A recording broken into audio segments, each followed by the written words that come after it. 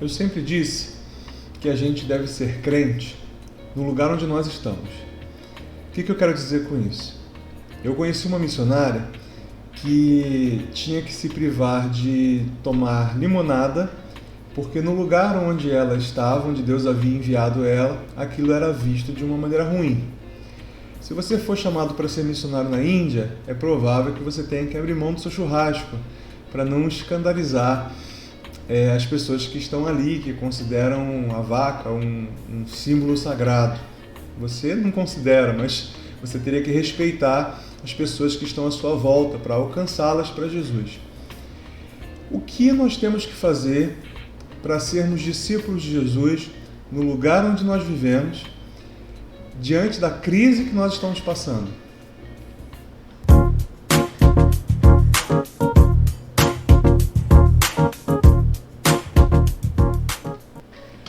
Olá, meus queridos irmãos, a graça e a paz de Cristo Jesus a cada um dos irmãos. Quero convidar aqueles que ainda não são inscritos nesse canal para curtirem esse vídeo, se inscrever no canal e ativar o sininho para receber novas notificações.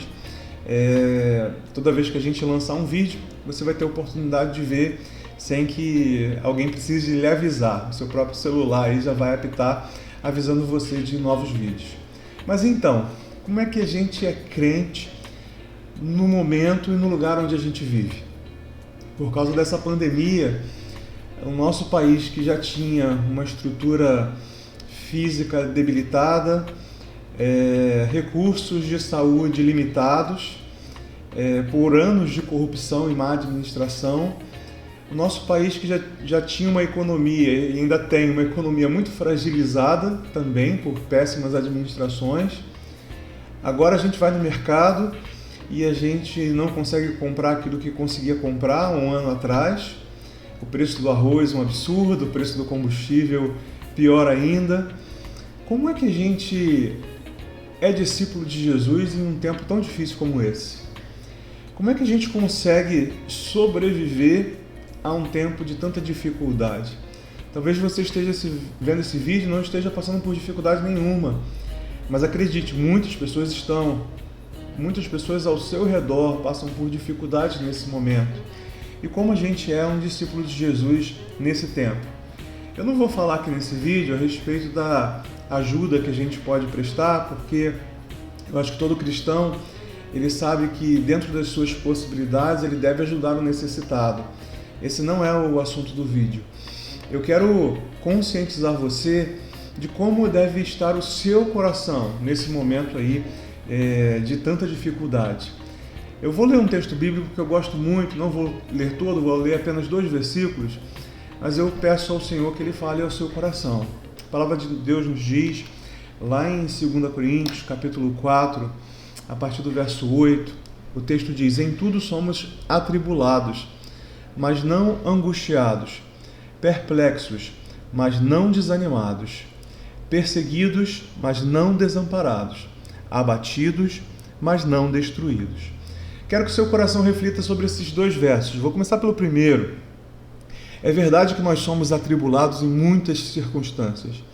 Muitas são as vezes em que os problemas nos alcançam e a gente percebe ali que a gente está sendo cutucado, que a gente está sendo pressionado a tomar uma decisão ou a ter uma postura de acordo com a vontade de Deus. E nem sempre a gente consegue. A palavra de Deus vai nos dizer que nós podemos ser atribulados, mas não angustiados. E essa é a preocupação do meu coração, para que o meu próprio coração sinta a tribulação, perceba que está passando por um momento de dificuldade, mas que isso não se torne uma angústia. É normal a gente ficar triste, é normal a gente ficar abatido diante de uma situação difícil, a morte de um parente, a perda do emprego, problemas no negócio. Como que a gente lida com isso tudo feliz? É muito complicado. Eu posso ficar triste, eu posso chorar, mas a Bíblia está dizendo assim, olha, nós não devemos ficar angustiados. Angústia, aquele sentimento de amargura, um coração fechado para enxergar tudo de bom que Deus já fez a nós. A palavra de Deus nos diz: quero trazer à memória aquilo que nos dá esperança. Então, relembre tantos momentos que o Senhor livrou você de coisas talvez até piores do que essas. O Senhor sempre está do nosso lado, o Senhor sempre está conosco, então isso deve acalmar o nosso coração. O mesmo texto vai dizer que muitas vezes nós ficamos perplexos, mas não desanimados.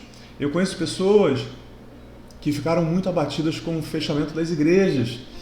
A gente olha para a igreja e fala, meu Deus, é o fim do mundo, as igrejas estão fechadas, o lugar onde prega a esperança, o lugar onde prega a palavra de Deus. E a gente fica perplexo com isso, porque a gente acha que é uma coisa que nunca aconteceria. Mas tudo está dentro do controle de Deus. O Senhor continua no trono. O Deus, o Rei dos Reis, ainda reina soberanamente sobre nós. Nós podemos ficar perplexos, sim, diante de coisas que a gente nunca viu, mas a gente não deve ficar desanimado.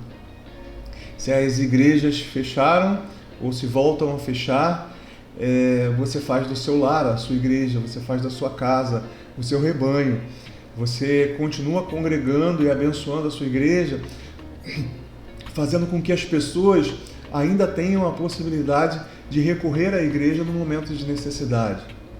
Essa é a palavra de Deus para nós. A confiança de que Deus está no controle. A gente pode ficar perplexo, mas não desanimado. O outro texto que a gente leu fala que muitas vezes somos perseguidos, mas não desamparados. Talvez a gente não viva aqui no nosso país uma realidade de perseguição tão intensa quanto é em outros países, ou quanto já foi na história da humanidade. Os cristãos já foram perseguidos, mortos, trucidados das mais diversas maneiras. E muitas vezes nós ainda nos sentimos perseguidos. Algumas pessoas ao nosso redor ainda nos olham diferente porque nós somos discípulos de Jesus, ou porque nós congregamos ou frequentamos uma igreja. E eu quero dizer para você, você pode sim ser perseguido. O Senhor nunca prometeu para a gente que nós não seríamos perseguidos. Ele mesmo foi perseguido, mas a palavra de Deus nos garante que ainda que perseguidos, nós jamais estaremos desamparados. O Senhor sempre está conosco, o Senhor sempre nos guarda, o Senhor sempre se mostra presente entre nós. É por isso que um dos títulos de Cristo é Emanuel, o Deus que habita no meio de nós. Poderíamos adorar um Deus que ficava apenas no seu trono, que ficaria apenas no seu trono, e de lá comandaria as nossas vidas como alguém que joga xadrez. Como as pessoas pensavam que os falsos deuses antigos romanos agiam, jogando as pessoas como se estivessem em um grande tabuleiro. Mas o nosso Deus não é um Deus que está apenas no trono, Ele está em nós e está conosco. O Espírito Santo habita em nós, Cristo é o nosso amigo, o nosso companheiro, o nosso Senhor, aquele que nós olhamos e imitamos. Então, por mais que em alguns momentos de nossa vida a gente se sinta perseguido, a gente jamais está desamparado. Abatido, com certeza, abatido, muitas vezes abatido. As circunstâncias fazem com que a gente se abata, mas nunca destruídos. A palavra de Deus nos diz em Salmo 125, os que confiam no Senhor são como os montes de Sião, que não se abalam, mas permanecem para sempre. Então confie em Deus, confie em Deus. O mundo precisa de gente que tenha fé. O mundo precisa de alguém que compartilhe a palavra de esperança. Se há desesperança tomando conta dos corações, nós temos o Evangelho da Esperança. É por isso que se chamam Boas Novas. As Boas Novas que pregam às pessoas de que Cristo é a salvação, de que Cristo é a solução para o nosso maior problema, que é o problema do pecado, uma condenação eterna que estava separado para nós. Mas o Senhor, riquíssimo em misericórdia, derramou graça sobre nossas vidas através do sacrifício de Jesus. Tenha esperança, tenha fé, compartilhe esperança. Essa é a vontade de Deus para as nossas vidas. Que Deus nos abençoe. Um grande abraço.